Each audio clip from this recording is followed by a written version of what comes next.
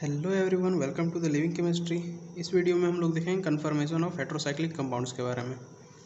तो heterocyclic compounds में देखने से पहले हम लोग देख लेते हैं साइक्लोहेक्सेन में कैसे होता है। हम लोग को मेनली पढ़ना है इसमें 6 मेंबर्ड के लिए ही, ठीक।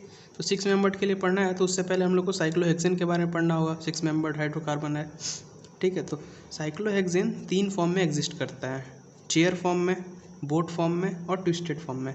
क्या होता है कि जो साइक्लोहेक्सेन होता है उसमें सारे कार्बन एक प्लेन पे ना होकर डिफरेंट प्लेन में होते हैं। डिफरेंट प्लेन में क्या करते हैं, मिनिमाइज करते हैं अपने एनर्जी को, जिससे क्या होता है कि उसमें स्टेरिक या फिर रिंग स्ट्रेन कम हो जाता है।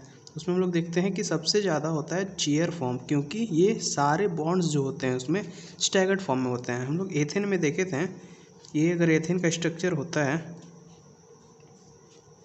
ठीक, तो इस स्ट्रक्चर को हम लोग स्टैगर्ड बोल देते हैं। स्टैगर्ड में क्या होता है कि सारे बॉन्ड्स क्या होते हैं, एक दूसरे से दूर होते हैं, तो स्ट्रेन कम होता है।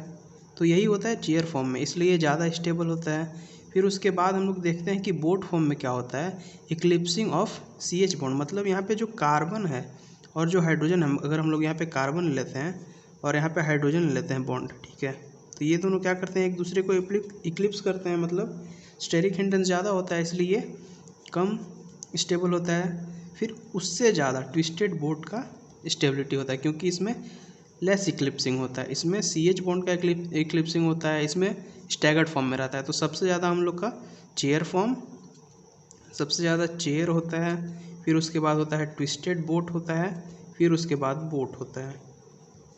तो ये होता है। इसमें हम लोग क्या देखते हैं कि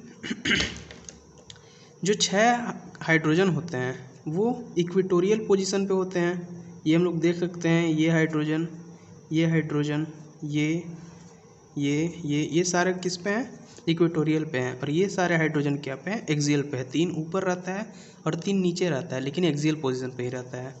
तो इसी में हम लोग क्या करते हैं कि यहीं से अगर हम लोग मिथाइल ग्रुप को हटा के कोई हेट्रो एटम जोड़ देते हैं तो वो भी ऐसा ही में स्ट्रक्चर बना लेता है, और ये भी चेयर फॉर्म में ही एग्जिस्ट करता है, क्योंकि चेयर फॉर्म का एनर्जी सबसे ज़्यादा कम होता है।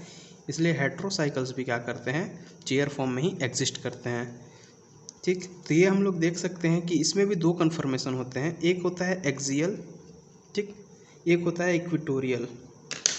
एक होता है एक्सियल, एक होता है इक्वेटोरियल, ठीक।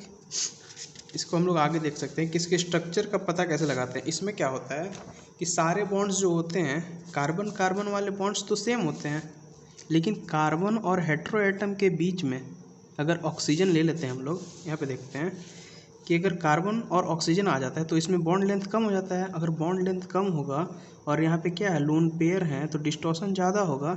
तो बोला जाता है कि जो हम लोग का चेयर फॉर्म होता है वो भी थोड़ा सा और प्लंकेट हो जाता है, ठीक, पकड़ हो जाता है। मतलब उसमें भी डिस्टॉर्शन आ जाता है हल्का, और दूसरा स्ट्रक्चर बना लेता है।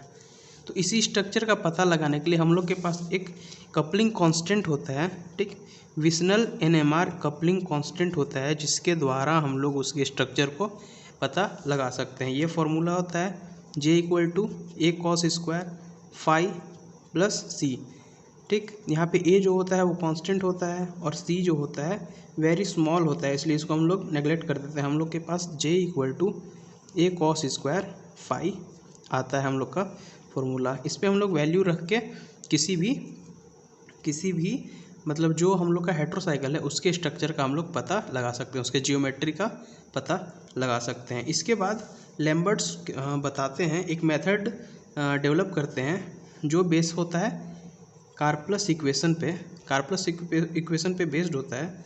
उसका ये होता है, इसमें ये बोला जाता है कि जो R होता है, ठीक है, जो R होता है वो coupling constant of trans by coupling constant of cis के रेशियो के इक्वल होता है।